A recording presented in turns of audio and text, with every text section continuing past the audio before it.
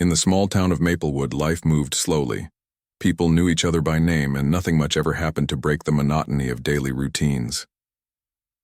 That was until Max, a golden retriever with a shiny coat and boundless energy, started acting strangely.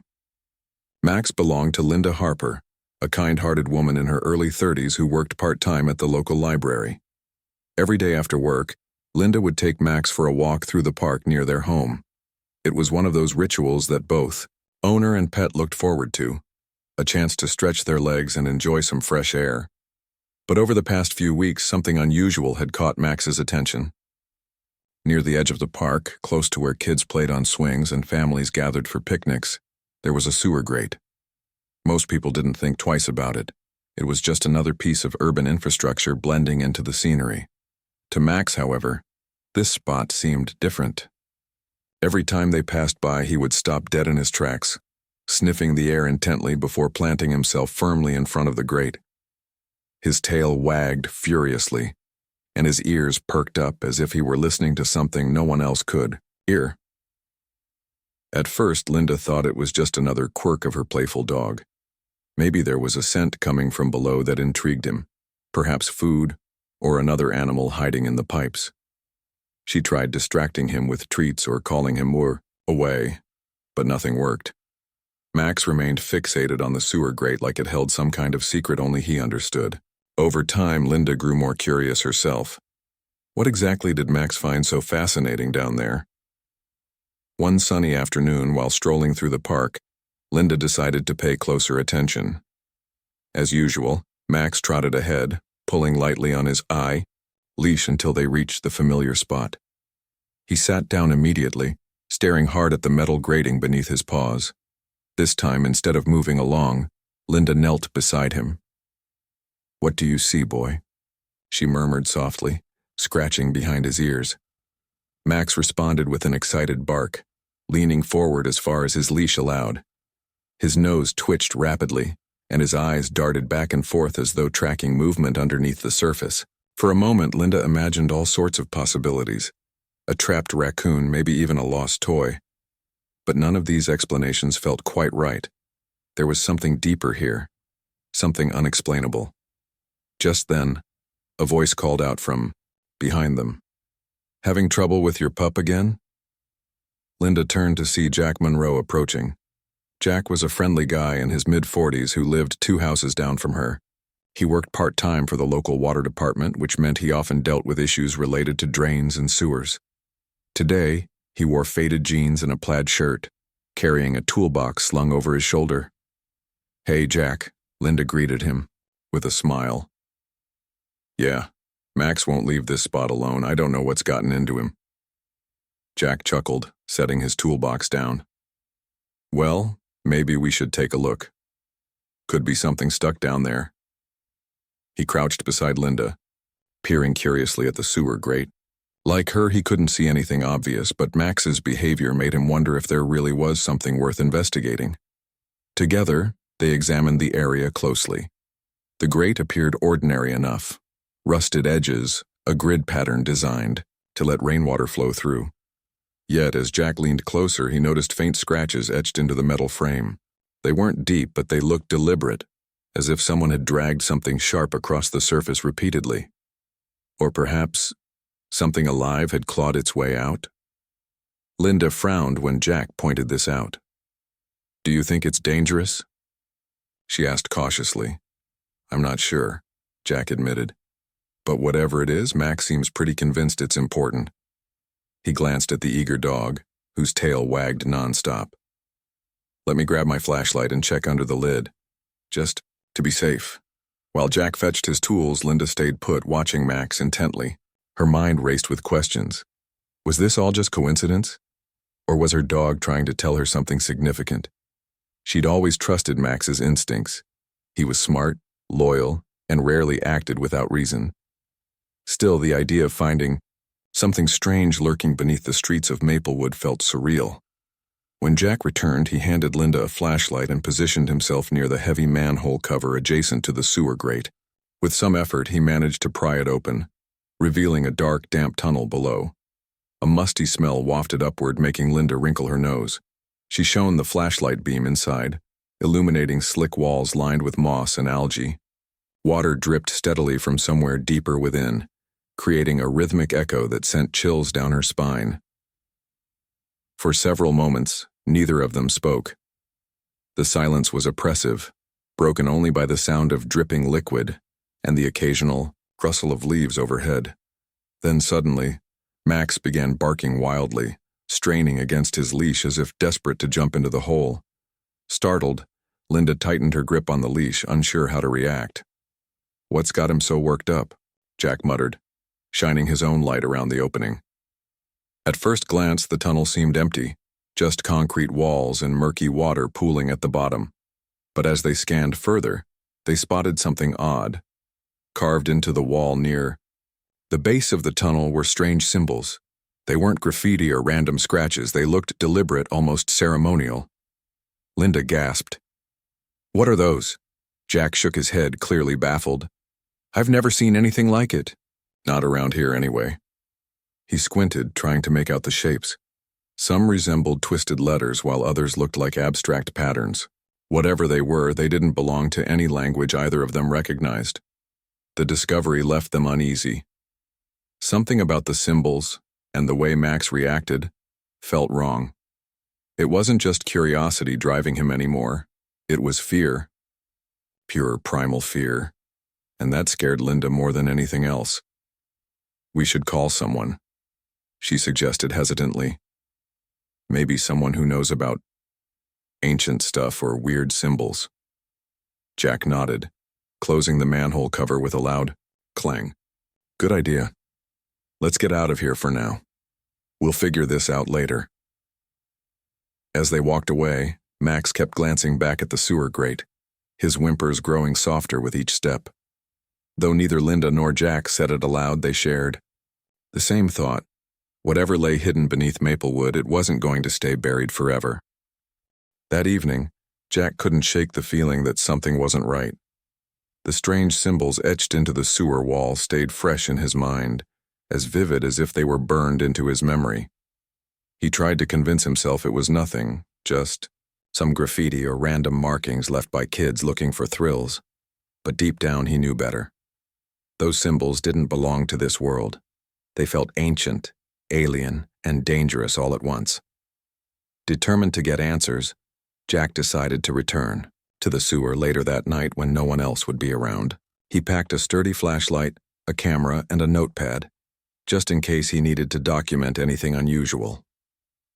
Before heading out, he called Rachel Meyer, a librarian who lived nearby and had a knack for researching obscure topics. Rachel was known for her love of old books and forgotten languages, so Jack figured she might have some insight into what he'd found. "Hey, Rachel," Jack said over the phone. "I need your help with something. Can you meet me at the park in about an hour?" Rachel sounded hesitant but intrigued. "What's going on? You sound serious." "I'll explain when I see you," Jack replied. "Just trust me. It's important." An hour later, Rachel arrived at the park, clutching a jacket against the cool night air. She spotted Jack standing near the sewer grate, his flashlight already in hand. "Okay, spill it," she said, crossing her arms. "What's so urgent?" Jack led her to the manhole cover and explained everything.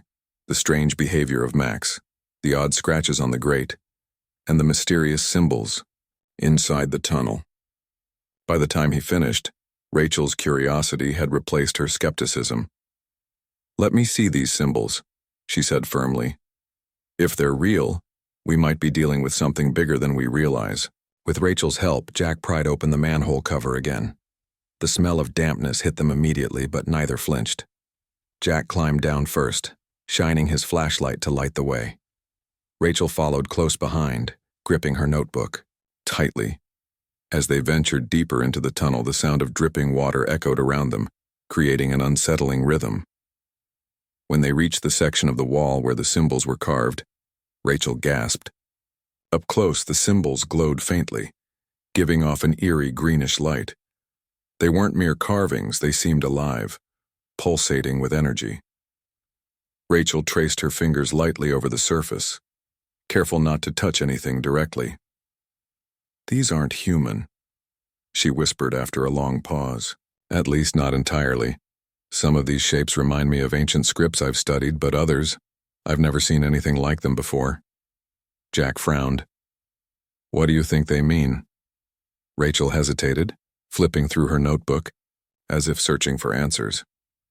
"It's hard to say without more context, but based on their structure, they could be warnings or maybe instructions, like someone wanted to leave a message for whoever stumbled upon this place." As she spoke, Jack snapped several photos of the symbols with his camera. He zoomed in on the images, trying to make sense of the intricate patterns.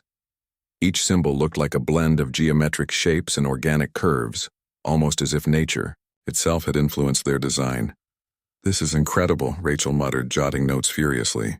"Whoever made these must have had knowledge far beyond what we understand today. It's like they combined science and magic into one language." Suddenly, a low rumble reverberated through the tunnel, startling both of them. The ground beneath. Their feet trembled slightly and the glow from the symbols intensified. Rachel grabbed Jack's arm instinctively. "Did you feel that?" she asked, her voice trembling. Jack nodded, shining his flashlight further down the tunnel. The beam revealed a path leading deeper underground, branching off into darkness. Whatever lay ahead, it was clear they hadn't uncovered everything. "Yet, we should go," Rachel urged, tugging on Jack's sleeve. "This isn't safe." Reluctantly, Jack agreed. They climbed back up to the surface, closing the manhole cover behind them. Once outside, Rachel took a moment to catch her breath. Still clutching her notebook. "We can't keep this to ourselves," she said finally. "People need to know what's down there." Word spread quickly among the townsfolk. By morning, a small crowd had gathered near the sewer grate, eager to hear about Jack and Rachel's discovery. Among them was Eric Dawson, a college student home for summer break. Eric had always been fascinated by mysteries and unsolved phenomena, so naturally he was drawn to the story. "So, what exactly did you find?" Eric asked Jack, joining him near the manhole. Jack showed him the photos of the symbols. "We don't know what they mean yet, but Rachel thinks there's some kind of warning. We're planning to explore further tonight if anyone wants to come along." Eric didn't hesitate. "Count me in. I want to see this for myself." Others joined the group too, including Cindy Alvarez, a high school teacher with a passion for archaeology, and Matt Fowler, a mechanic who loved adventure. Together, they formed a makeshift team, united by curiosity and a shared desire to uncover the truth. That evening, armed with flashlights, ropes, and basic supplies, the group descended into the sewer once again. The air grew colder and heavier the deeper they went, and the sound of dripping water became louder, almost deafening. Max refused to follow, whimpering anxiously at the entrance despite Linda's attempts to coax him inside. The journey felt endless, twisting and turning through narrow tunnels until they finally reached the chamber with the glowing symbols. But this time, something was different. The symbols now radiated a stronger, brighter light, illuminating every corner of the space.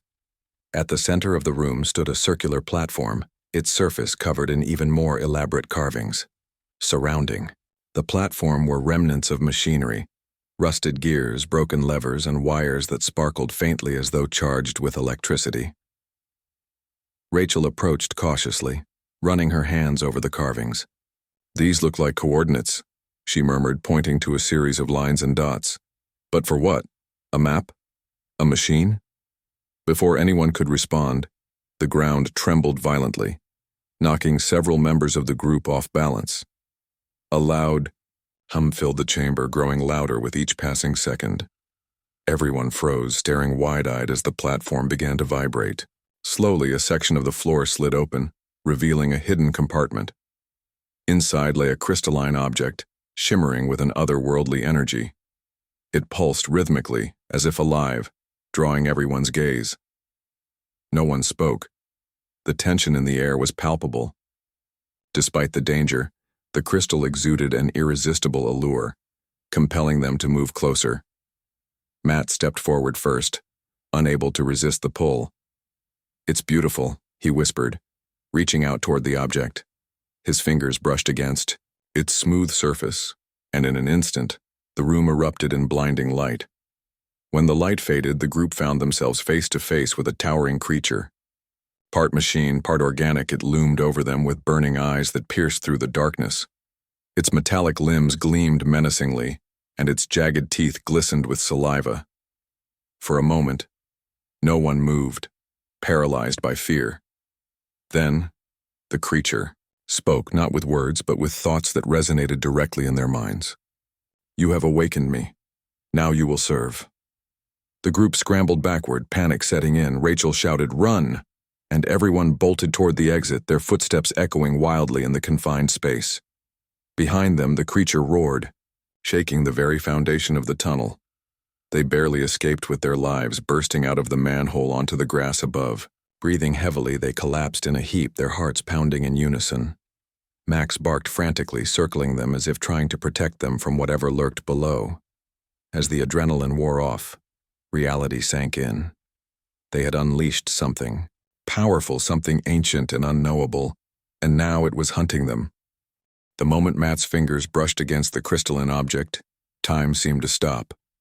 A surge of energy coursed through the chamber, sending shock waves rippling outward.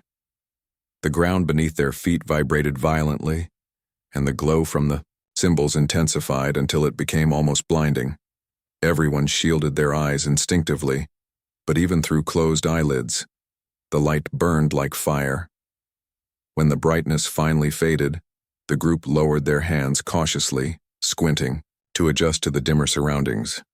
What they saw next froze them in place. Standing before them was a towering figure, a creature unlike anything they had ever imagined. It stood nearly 12 feet tall, its body a terrifying blend of flesh and metal. Its limbs were sleek and angular, made of dark steel that gleamed menacingly under the faint green light. Yet, parts of its form appeared organic, patches of scaly skin stretched over exposed muscle, while jagged teeth lined its gaping maw. Its eyes glowed with an unnatural intelligence, piercing through the darkness like twin suns. For a long moment, no one moved. The creature didn't attack immediately. Instead, it studied them silently, tilting its head as if assessing their worth. Then came the voice, not spoken aloud but transmitted directly into their minds. "You have awakened me," it said, each word resonating with a weight that shook their very souls. "Now you will serve." Panic erupted instantly. Eric shouted, "Run!" And everyone turned to flee, stumbling over one another in their haste to escape. The creature let out a deafening roar, shaking the entire chamber. Behind them, the sound of heavy footsteps echoed through the tunnels, growing louder with every second. The journey back felt endless. The narrow passages twisted and turned unpredictably, forcing the group to navigate blindly in their terror. Rachel led the way, clutching her flashlight tightly despite her trembling hands. Cindy followed closely behind, occasionally glancing over her shoulder to check for signs of the creature. Jack brought up the rear, his heart pounding as he strained to hear any indication that the monster was gaining on them.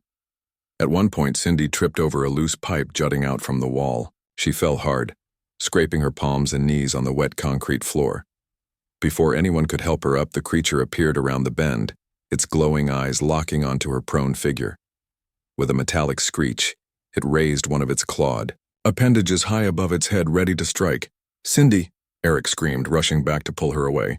But just as the creature swung downward, Max, the golden retriever who had refused to enter earlier, appeared at the tunnel entrance, barking furiously.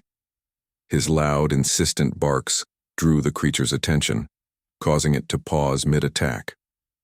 For reasons none of them understood, the beast hesitated, turning its head toward the dog instead.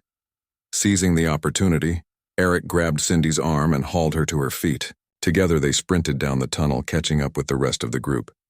They didn't stop running until they reached the manhole cover, where Linda waited anxiously with Max still barking beside her. "Hurry!" Linda cried, helping them climb out one by one.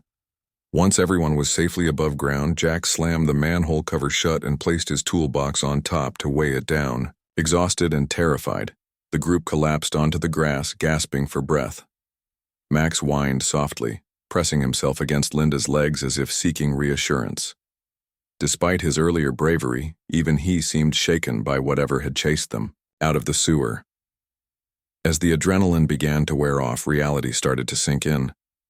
They had barely escaped with their lives, but they knew the danger wasn't over. The creature hadn't pursued them beyond the manhole, but its presence lingered heavily in their minds. None of them doubted that it would find a way to come after them again, and soon. Rachel broke the silence first. "We need to figure out what that thing is," she said, her voice shaky but determined. "And why it's here." Jack nodded, grimly.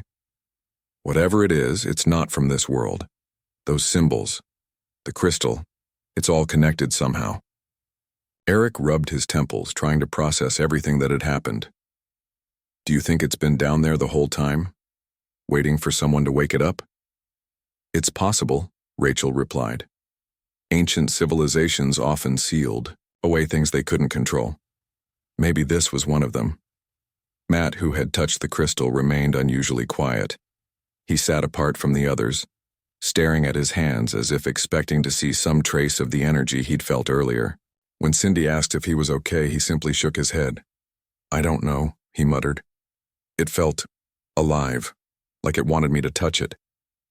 Linda looked at Max, who was lying quietly now, his ears perked up as if listening for something. "He knew," she said softly. "Max knew something was wrong before any of us did." The group fell silent after that, each lost in their own thoughts. Night had fallen completely, casting long shadows across the park. The once familiar surroundings now felt alien and threatening, as though the world itself had shifted in response to what they had unleashed. Eventually, Rachel spoke, again. "We can't keep this to ourselves. If that thing gets loose, it could hurt innocent people. We need to warn the authorities, or at least someone who can help us understand what we're dealing with." Jack frowned. "And tell them what? That we found a glowing crystal and woke up a monster? They'll think we're crazy." "Maybe," Rachel admitted. "But we can't just ignore this. If we don't do something, it's only a matter of time before that thing comes back." After much debate, they agreed to split up temporarily. Rachel promised to dig deeper into the symbols and try to decipher their meaning. Jack volunteered to contact a few colleagues from the water department to see if anyone else had encountered similar phenomena in other parts of town. Meanwhile, Eric and Cindy decided to search online for information about strange occurrences or legends tied to Maplewood. As the group dispersed, Linda stayed behind with Max, watching the manhole warily. She couldn't shake the feeling that they were being watched, that somewhere deep below, the creature was waiting patiently for its next move. That night, sleep eluded everyone. The events of the day replayed endlessly in their minds, leaving them restless and anxious. Even Max remained unusually alert, pacing back and forth near the front door as if guarding against an unseen threat. By morning, the town of Maplewood seemed eerily quiet. Birds chirped less frequently, and the usual bustle of daily life felt subdued. People went about their routines, oblivious to the danger lurking beneath their feet. But for those who had ventured into the sewer, nothing would ever be the same again. Rachel spent hours poring over old books and documents, searching for references to the symbols or the crystalline object. She discovered fragments of stories, legends, passed down through generations about hidden artifacts capable of summoning beings from other realms. None of the tales provided concrete answers, but they all carried the same ominous warning. Disturbing such objects came at a great cost. Meanwhile, Jack reached out to a retired engineer named Frank, who had worked on infrastructure projects decades ago. Frank listened intently to Jack's description of the symbols and the machinery in the chamber. "Sounds like something I heard rumors about back in the day," he said thoughtfully. "There were whispers of secret experiments during the Cold War, projects involving advanced technology and, well, let's just say not everything involved humans." Frank's words sent chills down Jack's spine. Could the creature be the result of some forgotten experiment gone horribly wrong? Or was it something far older, buried long before modern times? As days passed, strange incidents began cropping up around town. Streetlights flickered erratically, and power outages became more frequent. Pets disappeared without explanation, and residents reported hearing strange noises late at night, screeches and metallic clangs echoing through empty streets. Each new occurrence fueled the group's growing sense of dread. One evening, Eric gathered everyone together at his house to share what he and Cindy had uncovered. They had found reports of similar discoveries in other towns, ancient artifacts, linked to bizarre events and unexplained disappearances. Some of the accounts mentioned crystals like the one they had found, described as conduits for immense power. "We're not alone in this," Eric said gravely. "This isn't just happening here. There are patterns, connections between these artifacts. Someone or something is using them to awaken creatures like the one we saw." Rachel nodded slowly. "Which means there's a bigger picture we're missing. These symbols, the crystal, the creature, they're part of something much larger than we realized." The realization hung heavy in the air. Whatever they had stumbled upon, it wasn't confined to Maplewood, and unless they figured out how to stop it, the consequences could be catastrophic. As the meeting ended, Max let out a low growl, drawing everyone's attention to the window. Outside, the sky was darkening rapidly, clouds gathering unnaturally. Lightning flashed in the distance, illuminating the silhouette of the park, and the manhole cover, which now lay slightly ajar. No one spoke. They didn't need to. The message was clear. The creature was awake, and it was coming for them. The sight of the manhole cover slightly ajar sent a wave of dread through everyone. None of them needed to say it aloud. They all knew what it meant. The creature wasn't just waiting anymore. It was making its presence known. Linda tightened, her grip on Max's leash, though the dog seemed ready to break free at any moment. His low growl filled the air, a sound so fierce it made even Jack take a step back. "We need to close it," Jack said finally, breaking the silence. "If we don't, it'll come out." "But how?" Cindy asked, her voice trembling. "What if it's already out there? What if it's watching us right now?" Rachel stepped forward, holding her flashlight steady despite the shaking in her hands. "We can't panic. We have to think this through. If we seal the manhole again, maybe we can buy ourselves some time." Eric nodded in agreement. "She's right. Even if it doesn't stop the creature completely, it might slow it down. But we'll need something heavier than a toolbox to keep it shut this time." Jack glanced around, spotting a nearby bench bolted to the ground. "That could work," he said, pointing to it. "Help me pry it loose." With Eric's help, Jack managed to unfasten the bench and drag it over to the manhole. Together, they positioned it carefully over the opening, ensuring it wouldn't budge easily. As they worked, rain began to pour down in sheets, soaking them all within minutes. Thunder rolled across the sky, and lightning illuminated the park, in brief flashes casting eerie shadows on the slick pavement. Max continued to growl, his body rigid with tension. Linda knelt beside him, stroking his fur gently in an attempt to calm him. "It's okay, boy," she whispered, though her own voice betrayed her fear. "You're doing great." Once the bench was securely in place, the group took a step back, breathing heavily from both exertion and anxiety. For a moment, the only sounds were the pounding rain and the distant rumble of thunder. Then, without warning, a loud metallic scrape echoed from beneath the manhole. The ground beneath their feet vibrated slightly as if something massive was moving closer. "Did you hear that?" Cindy gasped, clutching Eric's arm tightly. Everyone froze, staring at the manhole. The faint red glow seeping from the edges grew brighter, pulsating rhythmically like a heartbeat. It was clear the creature wasn't going to stay contained for long. "We need a plan," Rachel urged, wiping rainwater from her glasses. "Just running isn't going to cut it this time. We need to figure out how to fight back, or at least slow it down." "But how?" Linda asked, her voice rising with desperation. "We're just regular people. How are we supposed to fight something like that?" Rachel hesitated, then pulled out her notebook, flipping quickly through the pages. "I've been researching those symbols," she explained. "Some of the texts I found mentioned rituals or countermeasures used to weaken entities like this one. If we can recreate one of those, maybe we can hold it off until we find a way to send it back." "What do we need?" Jack asked. determination, replacing his earlier fear. Rachel scanned her notes. Salt, fire, and specific words spoken in a certain order. Salt acts as a barrier, fire disrupts its energy, and the words, well, they're supposed to weaken its connection to our world. Eric frowned. Where are we supposed to get all that in the middle of a storm? There's a convenience store not far from here, Jack suggested. We can split up.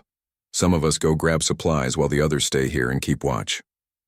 The group quickly divided tasks. Jack and Cindy volunteered to head to the store, leaving Eric, Rachel, and Linda behind to monitor the manhole. Before they left, Jack handed Eric a crowbar from his toolbox. Just in case, he said grimly. As Jack and Cindy disappeared into the darkness, the remaining three huddled together under a nearby tree, trying to shield themselves from the relentless rain. Max remained focused on the manhole, his growls growing louder with each passing minute. Every so often the red glow would intensify, accompanied by another scraping noise that sent shivers down their spines. They're coming faster, Linda murmured, glancing nervously at the manhole. It knows we're still here. Rachel nodded, clutching her notebook tightly. It's testing us, seeing if we'll run. Well, we can't, Eric said firmly. Not until Jack and Cindy get back with the supplies. We have to hold our ground. Minutes dragged by like hours, each second stretching endlessly as they waited. Finally, a pair of headlights appeared in the distance, cutting through the rain-soaked night.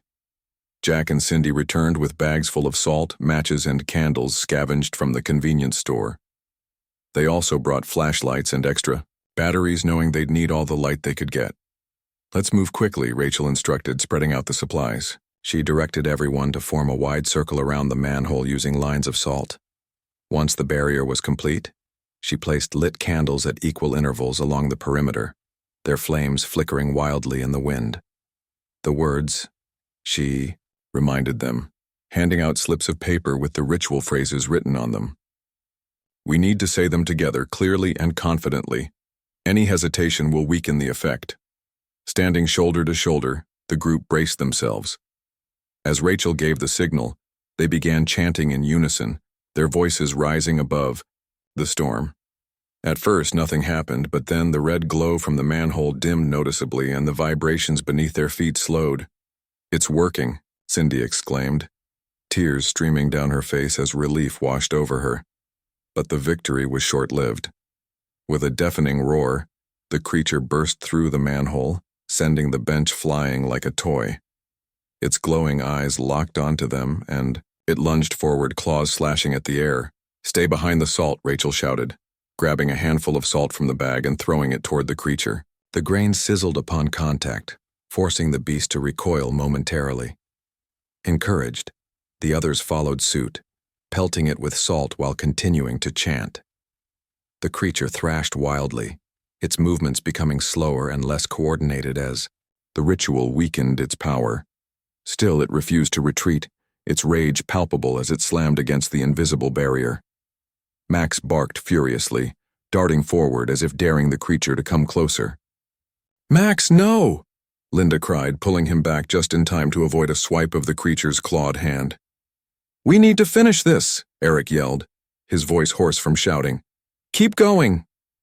Summoning every ounce of strength, the group doubled down on their efforts, their voices merging into a single powerful force.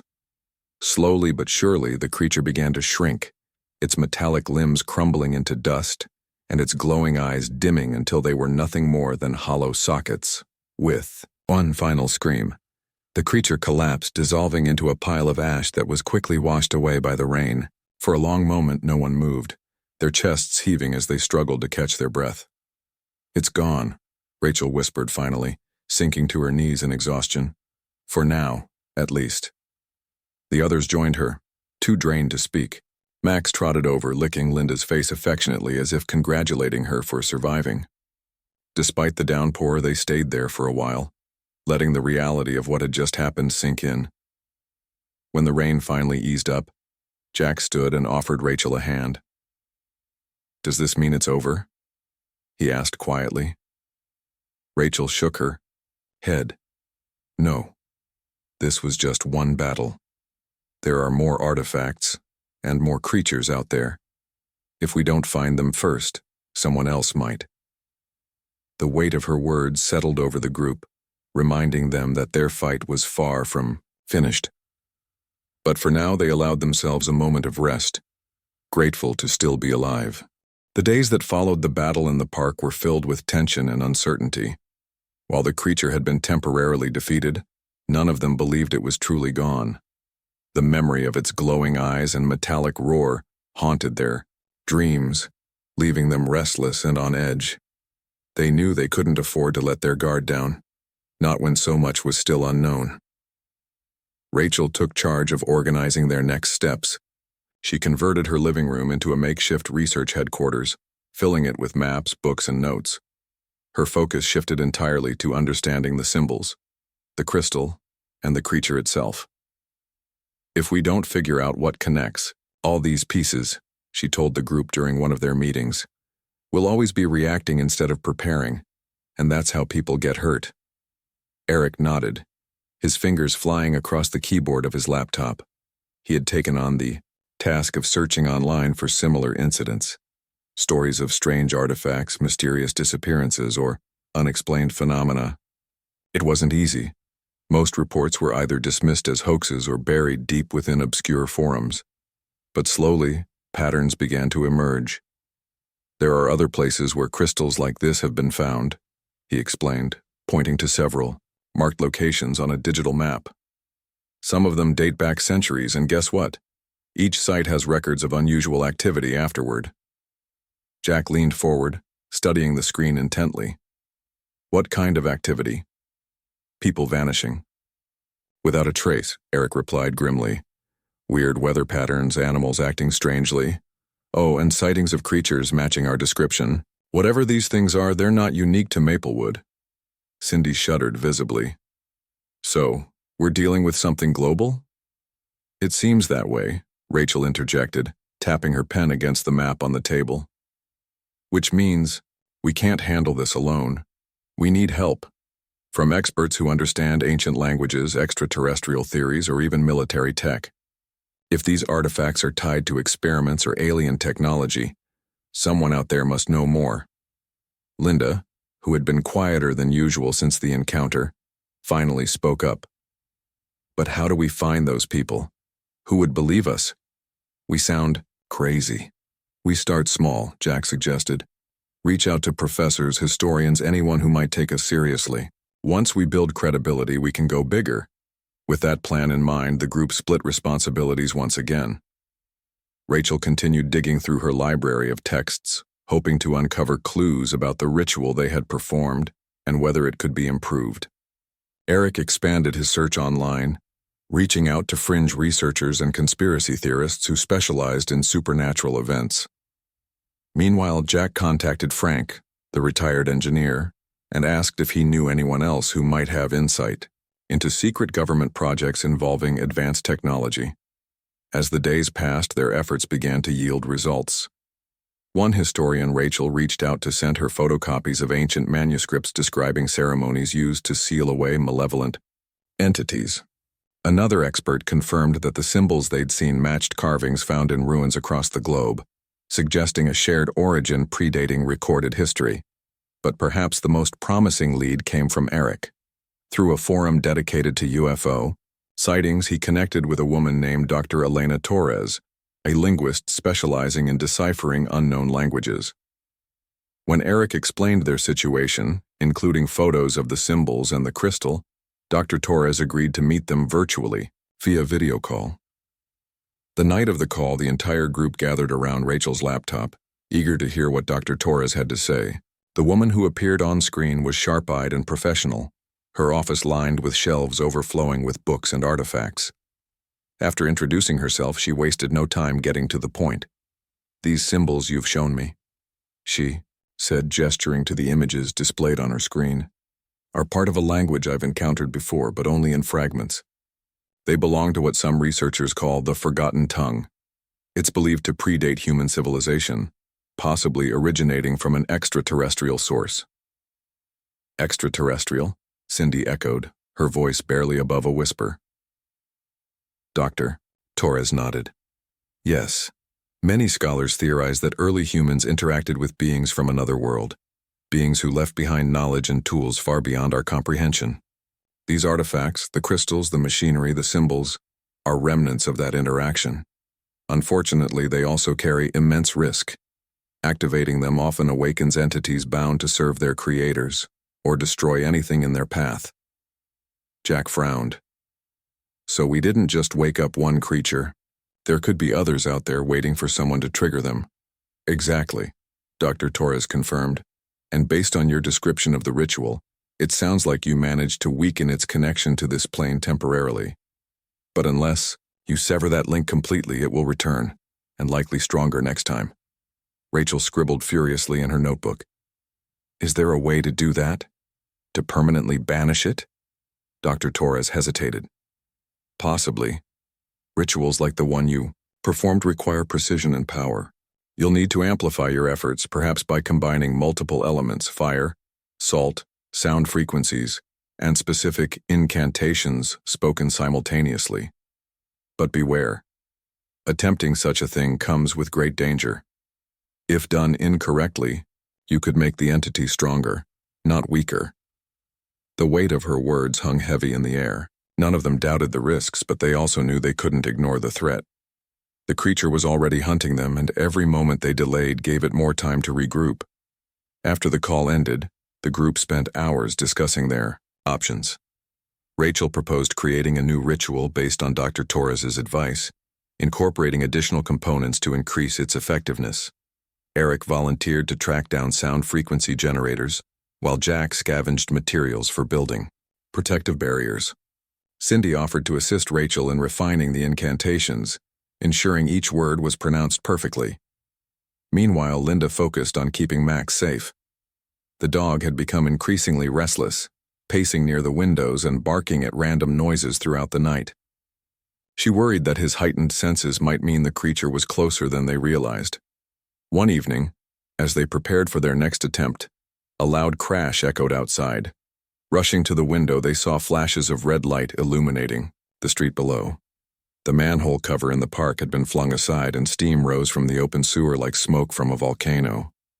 It's here, Eric breathed, gripping the crowbar he'd brought along. It knows we're planning something. Without hesitation, the group grabbed their supplies and headed toward the park, Max trotting anxiously beside them. As they approached the manhole, the creature emerged, its form larger and more menacing than before. Its claws gleamed wicked, detaching. The creature loomed over them, its massive frame towering against the dark sky. Its glowing red eyes burned with fury as it let out a deafening roar that shook the very earth beneath their feet. The rain soaked through their clothes, making everything slippery and cold, but none of them hesitated. They had come prepared this time, or at least as prepared as they could be. Rachel stepped forward, clutching her notebook tightly. Her voice was steady despite the fear coursing through her veins. Stay behind the salt, she reminded everyone firmly. If it breaks through, we're done. Jack nodded, holding up a makeshift shield made from scrap metal he'd welded together earlier. We'll hold it off while you finish the ritual. Eric positioned himself near the sound generator, adjusting the dials carefully. The device hummed softly, emitting low-frequency vibrations designed to disrupt the creature's connection to their world. Cindy stood beside him, ready to toss more salt if needed, while Linda kept Max close, whispering reassurances to calm the agitated dog. The creature lunged toward them, its claws slashing wildly at the invisible barrier created by the salt. Sparks flew where its body collided with the protective line, forcing it to recoil momentarily. But it wasn't enough to stop it entirely. With each failed attack, the creature grew angrier, its movements faster and more erratic. Start the incantation, Rachel shouted, flipping to the marked page in her notebook. She began reciting the words Dr. Torres had translated, her voice cutting through the chaos like a blade. One by one, the others joined in, their voices blending into a single, powerful chant. As they spoke, the air around them crackled with energy. The sound generator's vibrations intensified, causing the creature's form to flicker and distort.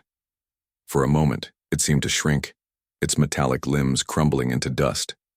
But then, with a guttural scream, it surged forward again, breaking through part of the salt barrier. "Fix it!"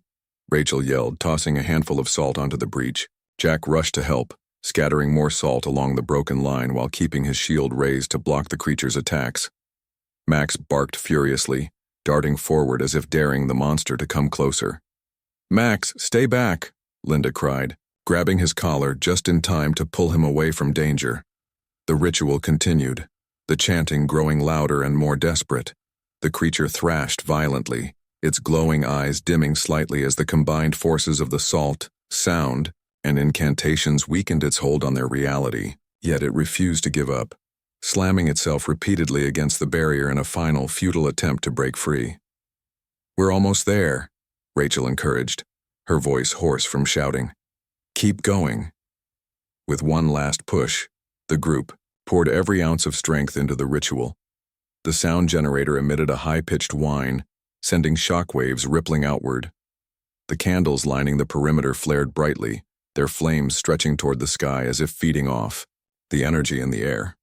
And then, with an ear-splitting shriek, the creature collapsed, dissolving into a cloud of ash that was quickly swept away by the rain. For a long moment, no one moved. The only sounds were the patter of rain and the distant rumble of thunder. Exhausted but alive, the group sank to their knees, gasping for breath. Max trotted over to Linda, licking her face affectionately as if congratulating her for surviving. "It's over," Rachel whispered finally, clutching her notebook to her chest. "It's really over."